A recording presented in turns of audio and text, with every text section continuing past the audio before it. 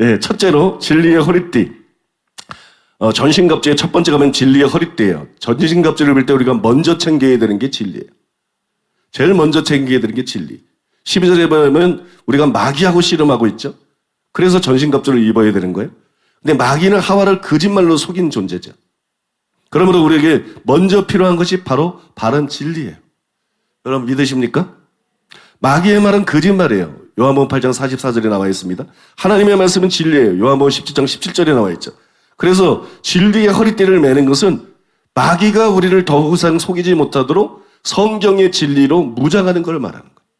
마귀를 이기려면 그냥 대적만 한다고 되는 게 아니라 진리로 무장해야 돼요. 마귀는 속이는 자고 거짓말쟁이기 때문에. 믿습니까?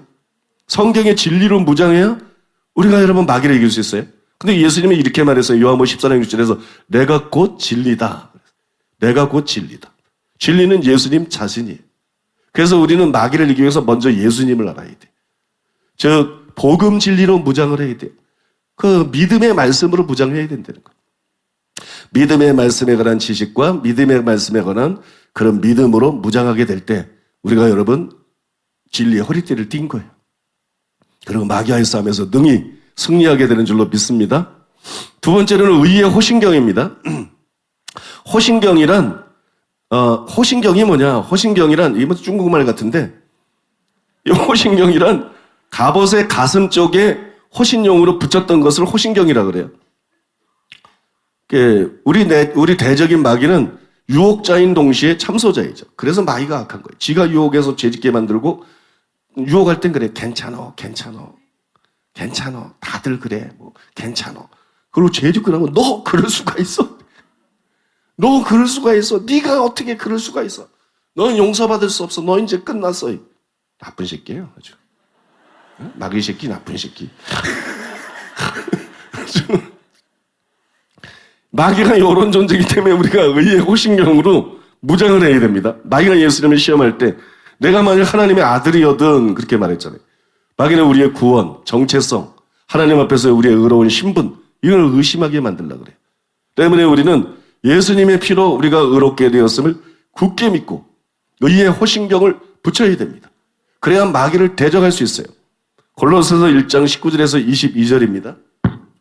아버지께서는 모든 충만으로 예수 안에 거하게 하시고 그의 십자가의 피로 화평을 이루사 만물 곧 땅에 있는 것들이나 하늘에 있는 것들이 그로 말미암아 자기와 화목하게 되기를 기뻐하심이라. 전에 악한 행실로 멀리 떠나 마음으로 원수가 되었던 너희를 이제는 그의 육체의 죽음으로 말미암아 화목하게 하사 너희를 거룩하고 흠없고 책망할 것이 없는 자로 그 앞에 세우고자 하셨으니. 여기 말씀해 보면 예수님의 피로 하나님과 화평이 이루어졌어요. 그걸 아셔야 돼요. 하나님이 아직도 저와 여러분들에서 화가 나 있다고 생각하시면 안 돼요. 예수님의 피로 하나님과 우리 사이에 화평이 이루어졌어요. 우리가 그 피를 믿고 회개하고 정말 주님을 믿기만 하면 화평이 이루어졌어요. 관계가 회복이 됐어요. 이제 우리는 하나님의 원수가 아니에요. 하나님의 사랑받는 자녀예요. 부모가 자녀를 어떻게 봐요? 사랑스럽게 보시죠. 부모가 자녀를 사랑스럽게 보세요. 예수님은 대속을 통해서 하나님은 예수님의 대속을 통해서 우리를 보시기 때문에 우리를 흉하게 보지 않습니다. 여기 기록되는 것처럼 거룩하고 흠없고 책망할 것이 없는 자로 보십니다.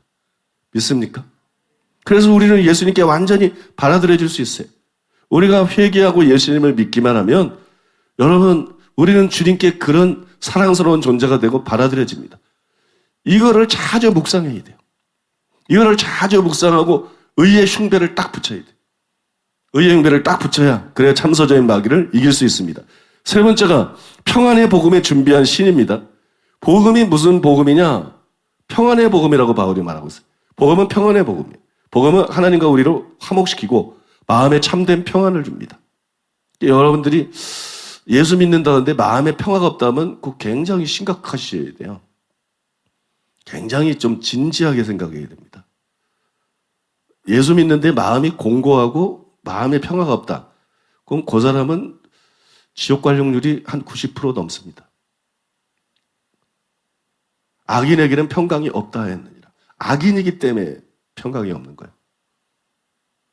악인에게는 내 하나님 말씀에 악인에게는 평강이 없다. 근데 선을 행하는 각 사람에게는 평강이 있다. 하나님의 나라는 먹는 것과 마시는 게 아니라 오직 성령 안에서 의와 평강과 실학이다. 육신의 일을 생각하는 것은 사망이고 영의 일을 생각하는 것은 생명과 평안이다. 여러분, 그래서 선다 스님이 뭐라 그랬어요? 참 평안은 구원받은 증거다. 사탕을 입에 불면 단맛이 느껴지는 것처럼 정말 구원받은 데서 예수님이 내 안에 들어오면 평화가 느껴진다. 평화가 느껴진다. 평안이 참 중요합니다. 여러분 한번 자기를 살펴봐야 돼요. 평안을 억지로 가질 수 있는 게 아니에요. 평안은 상태에 따라 우러나오는 거예요. 상태에서 우러나오는 거예요. 올바른 상태에서 우러나오는 거예요. 올바른 믿음, 올바른 삶에서, 올바른 관계에서 평안이 나오는 거예요. 평안보다 귀한 게 없어요. 평안보다 귀한 게 없어요. 결국 평안이 없으면 다 헛거예요. 평안이 없으면 다 헛겁니다. 여러분, 꼭 여러분 마음속에 평안이 있는 복된 분들 되시기를 바랍니다. 우리가 속량에 대한 진리를 알 때 평안을 누리고 사탄의 참선을 이길 수가 있어요. 즉 평안의 복음에 준비한 것으로 신을 신어야 죄의식이나 두려움이나 죄책감이나 열등감이 없이 하나님 앞에 설 수가 있어요. 그리고 평정을 잃거나 당황하지 않고 마귀를 대적해서 승리할 수가 있습니다. 그래서 우리는 반드시 평안이 복음이 준비한 것으로 신을 신어야 돼요. 복음을 제대로 알고 믿고 마음의 평화를 누리는 사람이 돼야 돼요. 믿습니까? 평강의 하나님이 사탄을 너희 발 아래 상하게 하시리라. 평강이 마귀를 이길 수 있는 비결이에요. 평안의 복음을 통해서 평안을 얻어야 돼요. 한편 T.L. 오스본은 이렇게 말했습니다. 바울은 평안의 복음이 준비한 것으로 신을 신으라고 말했다. 준비로 번역된 단어는 신자가 그리스도를 증거할 준비가 되어 있어야 한다는 뜻으로 이해될 수 있다. 그것은 믿는 사람이 복음을 다른 사람들에게 말할 수 있을 정도로 확고하고 준비됨을 의미한다. 평안의 복음이 준비한 것으로 신을 신어라.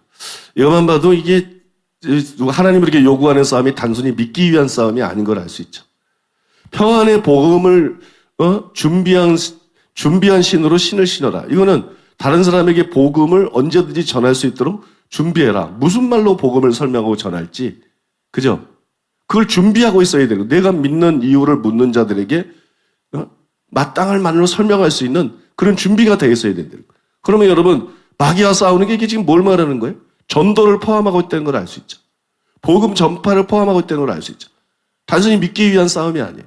여러분 우리는 복음 전파를 위해서 준비된 사람이 돼야 돼. 준비된 사람이 돼야 돼. 언제 어느 때 기회가 오든지 복음 전파를 위해서 준비된 사람이 돼야 돼.